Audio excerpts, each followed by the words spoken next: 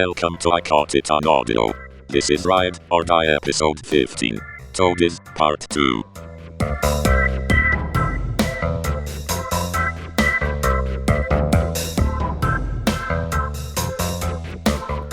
Hello and welcome to I Caught It on Audio. Today we are continuing our Ride or Die series where we pick a band and do a deep dive into their complete discography. This is part 2 of a 2-part series on the Toadies, who are best known for their hit Possum Kingdom, which first appeared on the album Rubberneck. Last time we covered the album Bubble Below Stars Above, No Deliverance, and Feeler. And this time around, we're going to be doing Play Rock Music, Heretics, and the Lower Side of Uptown. Dan, how did you feel about these three, just kind of as a whole, and then we'll start getting into the individual albums? Well, I thought it was overall very good. There was one particular album that was a real highlight, and the other two were very solid. I would say better than my least favorite, but maybe those other two weren't super close to the top. But there was really very little to complain about. So yeah, I would say that this was another enjoyable session. Yeah, so we left off with Feeler, which came out in 2010, and then just 2 years, and that was kind of a reissue of an album that had never been released before, but was also kind of stripped of its hits and blah blah blah. But then 2 years later, they came out with the album Play Rock Music. Jamie, what did you think of Play Rock Music? Well, I loved everything about this album. I love the cover. I don't know why. It makes me think of 90s bands and music and the weird baby dolls with the pink filter. Yeah, for sure. Yeah. I love how it begins, and I love how it ends too. It's awesome. I don't know. I love the music on it. I like the vocals. I don't know that there's one song that I didn't like. I didn't love Animals, but still it's not like cringy or I don't know. It wasn't terrible. But yes, I love this album. Yeah, I thought it was phenomenal. Rattler's Revival is just this kind of goofy, kind of almost feels like a 50s, a modern take on a 50s song from the 50s where they're the surf rock era. We've kind of got this woo-woo thing going on over and over again. And then the theme of being a snake and all getting together and doing snake things just cracks me up, and I love it. And then we've got one of their more serious songs to end the album in The Appeal, which might be, it's quickly becoming my favorite Toadies track. I don't know that it'll ever pass Possum Kingdom or Tyler even, but it's certainly up there. Dan, what are your thoughts on this one? Yeah, I really liked it. I'm maybe not quite as high as you guys are on it. I think you made a good point, Jamie. Even the weaker songs are not weak. Mm-hmm. They're at the very least totally like I'd be fine having them in a shuffle play. I wouldn't be bothered. I also had Animals as maybe my least favorite, and I also I didn't give the old thumbs up to Beside You, but I think that might be because I think there's a better version that we hear later on. True. But I did find that the opener is one of the best songs. The Rattler's Revenge. The Appeal is definitely, I think, the best song. It's really, really good. Yes. Has a really nice feel.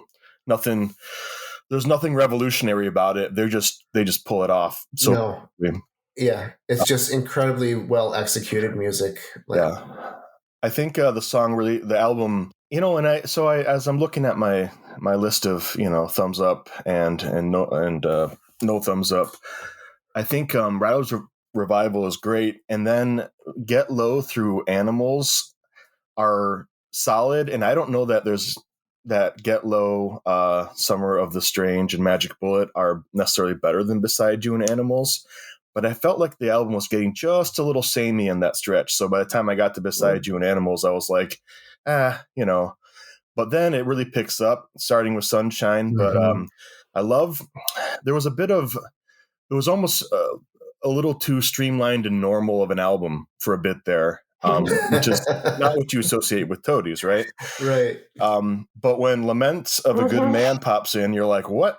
This is this terrible or is this great? I think it's great, you know? It's very bizarre. I mean, you got to listen to the whole thing a couple times, I feel like, because it is. It's like, what are these background vocals? And then what is happening? And then it's like super fast and then it's slow and you got the feel change, which is really cool, and it bounces back and forth, and it feels like it's maybe a tongue-in-cheek, like you get what you ask for, right. But then you're too dumb to realize that it's not necessarily a good thing, or I don't know exactly what they're trying to say, but delving too deep into the lyrics of Toadies leads to some weird places sometimes. So that's I don't think you want to get here. But I really liked We Burned the City Down. Me too. Had a really nice sort of acoustic bluesy feel, and The Appeal is the highlight of the album. I love it when an album ends on the best song almost, you know, I mean, or arguably the best song. It has a really nice sort of down tempo, sort of a drawling feel to it, and I really, really like it. So I thought this album was very good. I don't know if I would put it quite on the level of Hell Below, Stars Above, or maybe even No Deliverance. I think it's right there, but maybe down a notch, because I think the first half of the album is it feels not uninspired, but it feels a little bit samey in that the songs feel a little safe, for the Toadies safe, you know. But I do think the back half of the album really, really kicks into gear. And it may just suffer in my mind because I liked the next album more. So I was always excited to get to the next album. So the next one is Heretics, which came out 3 years later in 2015. Man, oh man, what is going on with this album? You've got several.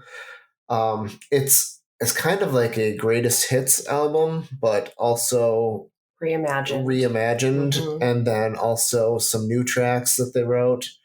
And there's a Blondie cover in there, which is great.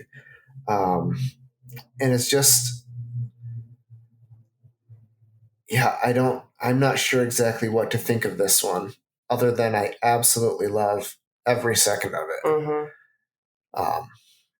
You've got, you start off with The Belly of the Whale, which is a new for this album, which is phenomenal.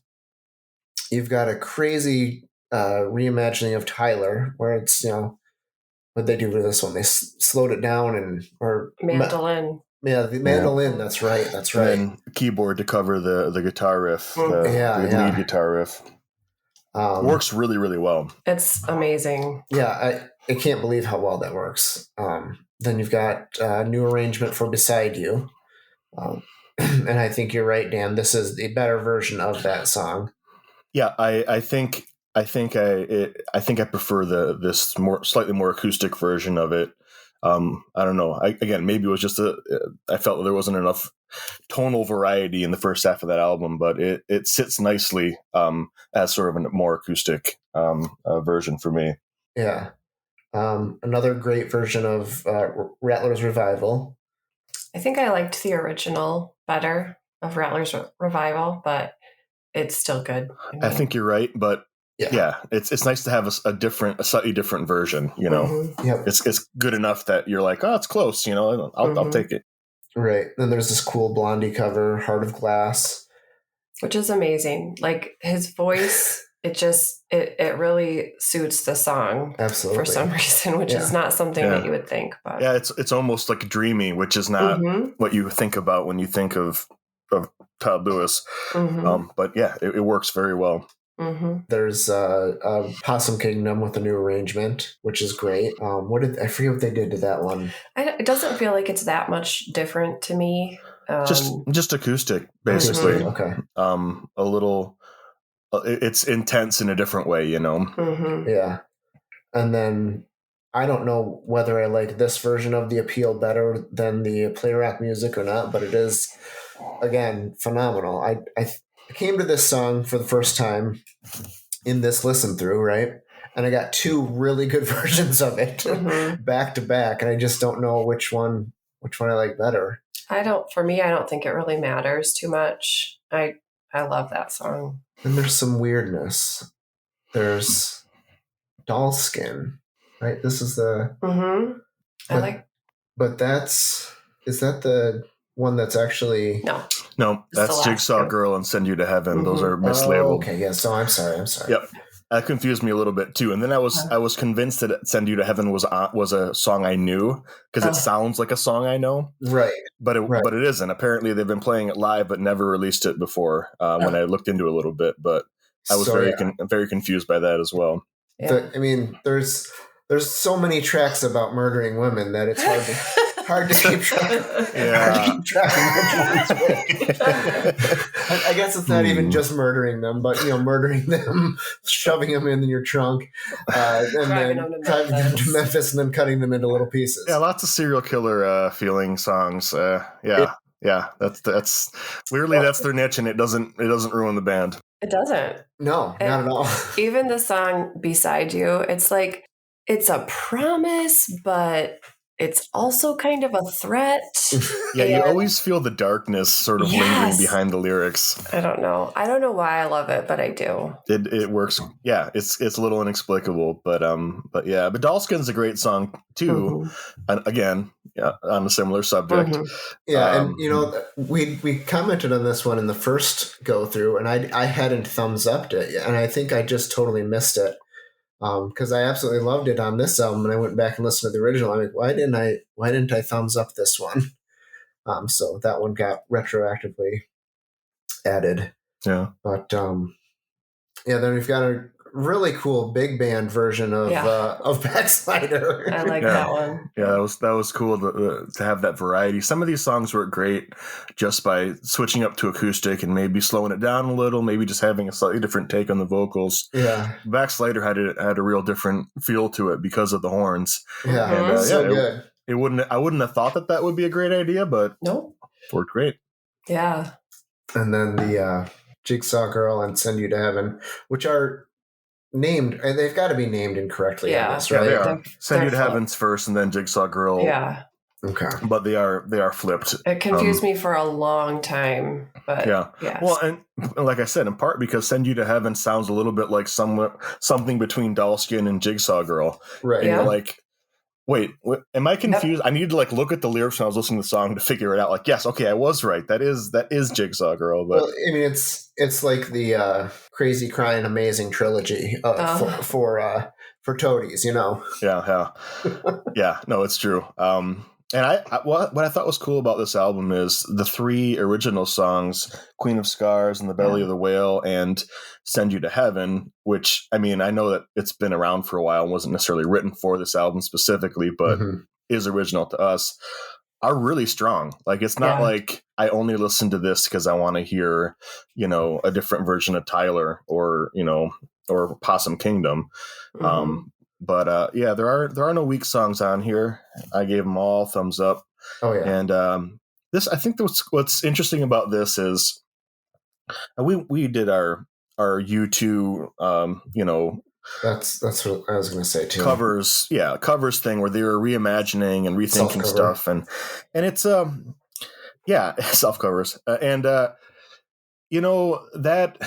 there's a few things going on there, I suppose, which we talked about. One is, I don't think Bono figured out how to adapt to his new reality with his vocals, or at least he's not doing it in a way that I think works for me. Right. And, maybe there's a little bit of that sort of top end missing, as Todd Lewis is in his 50s or whatever now, but the voice is still very strong. And that's evident in the next one too. Yep. And they're doing basically the same thing as U2 did, which is making more acoustic based, even adding horns in some songs. Just a lot of similarities, but I don't think it's the strength of the songs because U2 writes great songs. I think that they just I don't know if their taste is off, but they totally missed the mark, whereas this did not. No, this is perfectly executed. Some of the songs are arguably better. Like, I might argue that the original Rattlers Revival, like you said, Jamie, is a little better. I would argue Besides You is a little better in this form. Appeal, it's hard to say, you know? So, like, it's sometimes a little better, sometimes a little worse. Sometimes it's very different, like Backslider, which is kind of great. They all work. They're not 100% different necessarily, but they're executed well enough where you're like, oh, this is what, like, if I went to a Toadies concert and they just like busted out acoustic instruments and played them, and you're like, oh, that's also great. Right. They're not necessarily night and day, but I'd like to listen to both of them. I don't find any of them unnecessary. And also the Heart of Glass cover, and then there's a cover on the next album that we'll talk about too. Yes, there sure is. that makes me want them to put out a cover album. You know, I'm like, oh, I'm pretty good at this. Dang, you know. So yeah, this was a real highlight. You know, this is in the top level for me of Toadies albums for sure, up there with Rubberneck and Hell Below, Stars Above, and No Deliverance. I mean, I don't know exactly what the order is, but it's right up there. Yeah, absolutely. You know, with this, the addition of Send You to Heaven, you know, finally being released, it just makes me think that Feeler album, it got abused. You know, the version we listened to, which was these 9 tracks, and basically all the hits had been stripped of it and put on other albums. And, you know, we all kind of left with the feeling of that Feeler was kind of a low point, right? But you know what? You take those hits and then put this Send You to Heaven, and you've got a really good album. So it's all the messed up. Yeah, oh, for sure. I don't think they knew what to do with the band. Now, would that have sold a ton of albums? Who knows? I feel like by the time they got it together to put albums out again, maybe the time had passed for their sound as far as mainstream success is concerned. Right. But you're right. Feeler would have been just as strong. What we ended up with was all the, I didn't love that song, but it was pretty good songs that appear on other albums. You're like, wow, there's 3 or 4 where I'm like, well, I mean, I don't absolutely need this song, but I don't mind it if it comes on as part of the album. That's what we got. And it was, I would say, probably 7 out of the 9 songs were in that category. And there were a couple of interesting ones. But yeah, you're right. They definitely were still writing good songs at that point. Yeah, absolutely. This one came out in 2015, and then 2 years later, they released what is, I believe, their most recent album in 2017, The Lower Side of Uptown. And we're back to the hard rock sound, alternative grunge, punky sound that Toadies is most known for, I think. And it's another great one. Honey, why don't you tell us what you thought about this one? Yeah, I really like this one. You know, I knew, so Heretics is kind of where the idea started, I think, because I heard Tyler in its very different form and was just so intrigued, and then listened to the rest of that album.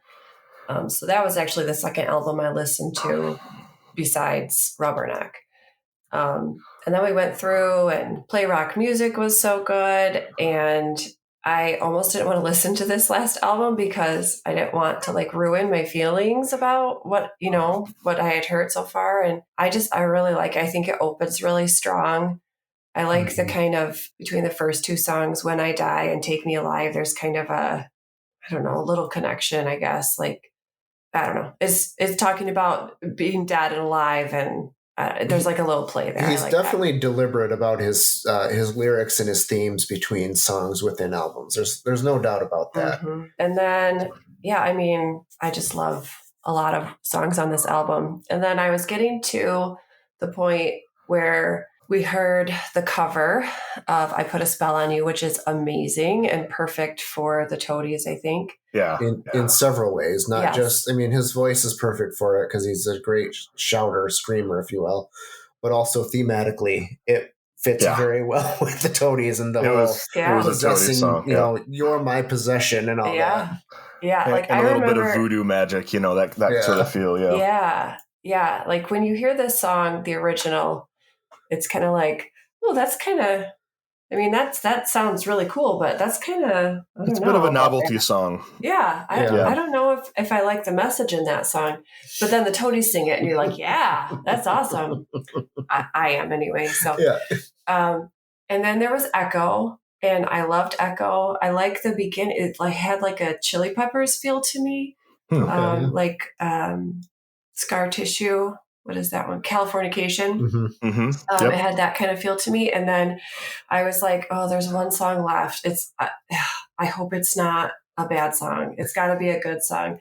And I love that last song. Like, it just leaves me wanting more. So I was really, really happy with this album too. Yeah, what'd you think, Dan? Yes, this was another good album for sure. They did sort of on maybe half the songs they sort of ramped it back up because obviously Heretics was acoustic bass, so that wasn't going to be as intense. But I think, like I mentioned, Play Rock Music felt a little streamlined. A little bit of the rough edges were sanded off at times. This one had some of those rough edges back. And I think that was nice to hear. The only song there were a lot of songs on here that I liked but didn't quite love. So for me, this was maybe a little bit of a notch. I'm certainly a step down from Heretics, but I don't think it's weak by any means. I think it's definitely better than Feeler. It's more in that sort of middle zone that Play Rock Music was sitting in terms of their albums. The only song I didn't really, maybe I just need to hear it more or enjoy the weirdness, but Human Cannonball was one that I didn't give a thumbs up to. But other than that, there were a lot of songs where I was like, yeah, this is good. I like this. The cover was interesting. I agree that the original is a little bit, goofy and over the top. I always think of the Creedence Clearwater Revival cover of that song when I think about that song. Oh, yeah, I didn't even think of that one. And I might argue that that's maybe even a better cover, but this is a very good cover. I did enjoy like, in Take Me Alive, you've got some good Lewis like taking a line and repeating it in a weird voice, like just a little bit tighter. Like I guess he makes the song more interesting when he does stuff like that. I agree, Sentimental was one of my favorite ones because there was like a nice slow build to it. And same with Amen. Echo was good. I liked Mama Take Me Home as well. And then I what do you guys think? So is Polly Jean about PJ Harvey? Do you think? This is what I was thinking the whole time, every time I listened to it. How many Polly Jeans do you know? And then also, it's about water, and her most well-known song is Down by the Water. I don't know. That's what I was thinking about when I was listening to it. I didn't put that together, but I'll have to listen to it with that in mind. Yeah, that's what it sort of represented to me. Like you're sort of an ode to PJ Harvey, which is not a bad thing to have on your album. No, so because she's amazing. Yeah. Anyway, I really liked it. Not one of their top, 2 or 3 albums, but very good. Like for an album that came out nearly 30 years. Yeah, nearly 30 years after they got together as a band. It's very strong. They haven't lost their ability to crank out these good, like alternative, sort of grunge and punk laced hard rock songs. And I think that's hard to pull off sometimes because it's easy for it to seem a little lame at a certain point, but they're able to avoid that. And this was another good album. Dave, what you got? Anything else you wanna add on this one? Not to this one specifically. I mean, you guys pretty much said all the things that I was going to say. I did want to touch on the fact that their sound, while on the surface is just kind of alternative grunge, there is a lot going on, deeper underneath the surface of their music. You've got all kinds of stuff. You've got the punk rock and the blues and all those, big band. Yeah, just all that's mashed into there and just comes together in this beautiful, I don't know if beautiful is the right thing to say, but just this amazing sound that I absolutely love. And it's like the culmination of all my favorite music styles executed nearly perfect. And man, I have had so much fun doing this. It reminded me a lot of the White Stripes Ride or Die, where I was just pleasantly surprised at every turn with how good the next album was, and then the next album and all that stuff. So.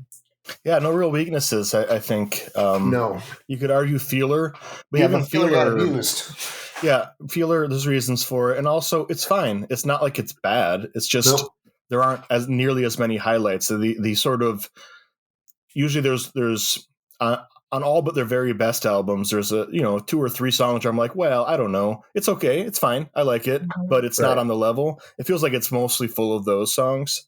Right. But that's not bad. It's not like it's, I don't want to listen to it. There weren't any songs I gave a thumbs down to because I was like, I don't want to hear this again.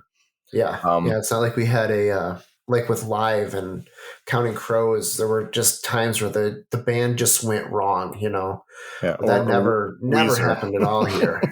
What's that? Or Weezer, which Weezer was a whole other thing. Anyway, we might need to do a proper revisit to Weezer, but we'll talk about that at another time. But this was just a joy to. It's been a fun 6-8 weeks listening to all this stuff as the primary music that I've been listening to. Yeah, I'm looking forward to you getting the playlist together so I can just listen to the playlist. Yeah, so that's it's going to be most of the songs probably. For the listeners, we've started doing something called 64 Tacos Approved, where on one of our Ride or Dies, we'll have all 3 contributors pick which songs they think should be on it, and then if all 3 people agree, then that is officially a 64 Tacos Approved song. So we'll have a Toadies playlist with all of the songs that the 3 of us have all approved, coming out here shortly after this podcast is released. Which one album, if you had to choose one album, which album of these 7 do you choose? Jamie? Rubberneck. Rubberneck There's still? no hesitation. I mean, Heretics is amazing, but it's Rubberneck for me. All right. Dan? My top 3 are Heretics, Hell Below, Stars Above, and Rubberneck. And it's a little unfair because Rubberneck has history. Mm-hmm. And I've been listening to it for, since 95, right? So it's a little unfair. So I'd probably take Rubberneck. But I think any one of those 3 albums could be the best one if I was coming into it not knowing anything about any of them. There's a certain attitude and sort of urgency to Rubberneck. It has some of their most memorable songs. But the other ones are great too. I just, it's a little unfair to judge them against Rubberneck because of my personal attachment to it. Mm-hmm. Yeah. And it's the same for me. It's Rubberneck, but honestly, Heretics, Play Rock Music, Hell Below, Stars Above, any of those, maybe even, honestly, any of them but Feeler could probably potentially pass Rubberneck in the next 25 years. So with an equal amount of listenings. But if I only get one CD for the CD player to ruin my child's life by taking the Beatles CD out, it would be Rubberneck. Are you guys Ride or Die? I'm Ride or Die. Yeah. I don't think I've ever felt quite as strongly about a Ride or Die. Even more so than White Stripes. I feel like the hit rate is higher for me with this band. So yeah, I think so too. I mean, they only have 7 albums, so that makes it a little easier. But White Stripes only had 5 or 6. So White Stripes had 6. It was very similar. They're both very good, but yeah, definitely, I don't think there's any doubt. I'm Ride or Die for like 94% of every song they've ever put out. Right. So. Absolutely. What about you?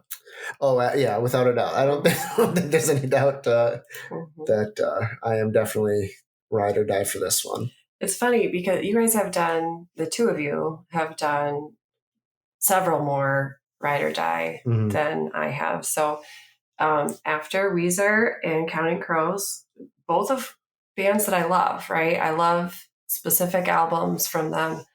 And I just thought, there is never going to be a band that I can Ride or Die for. Yeah. And this was just such a surprise because I've had multiple albums of Weezer and I've had multiple albums of Counting Crows, and I just had the one for Toadies. And we own more Weezer albums than Toadies have released. Yeah, probably. Yeah. Mm-hmm. So it was fun. Yeah. I mean, in my mind, I knew that Hell Below, Stars Above existed because I was reading about it, back in the early 2000s. Like, oh, maybe I should get that album, and I never actually did. But I thought, and then they broke up, and that was the end of it. And it kind of was until about 2009 or 10, and I totally missed them getting back together because, well, I guess why would I have known unless I was looking for it? Right. But the fun thing was not just that Hell Below Stars Above was really strong, which I was worried it might not be, but that they also put out, 4 albums after that or 5 albums after that. And they're mostly very strong as well. So it was, I didn't even know that you could do a Ride or Die for Toadies. Because two albums isn't enough, right? Like that's, I don't think you can do. You got to have at least 4 or 5, to over a course of a couple of decades to be Ride or Die. It was interesting to find out. It's like, why didn't I just get the Hell Below Stars Above in the first place? Jeez. 25 years ago or 20 years ago, I was thinking about doing. I just didn't, and then.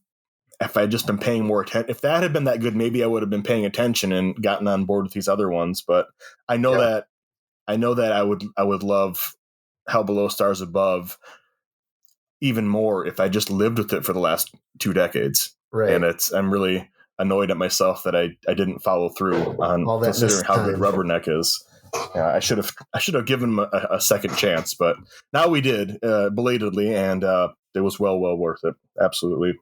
Totally worth it. Is there anything else you guys have on Toadies? It's a great band. Yeah. Listen to them. Great. I think they're criminally underappreciated, I'm guessing, based on the level of coverage and album sales since the 90s. I can't believe a band like this can sort of fall off the face of the earth.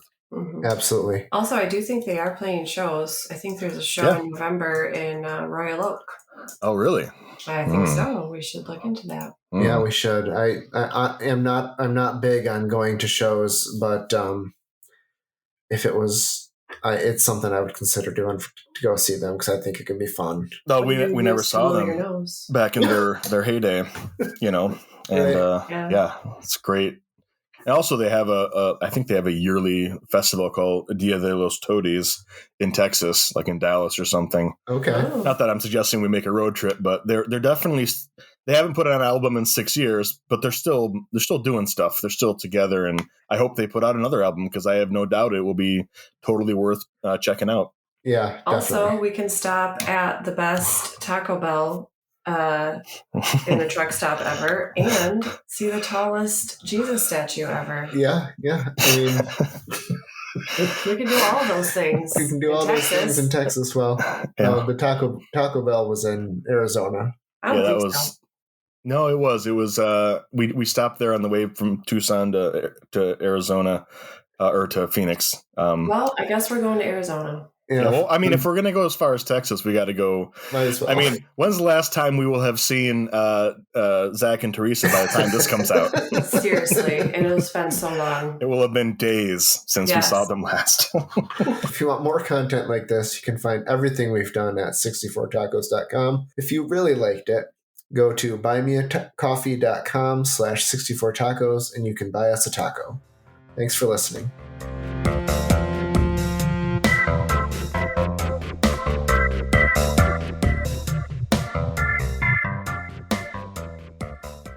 I caught it on audio.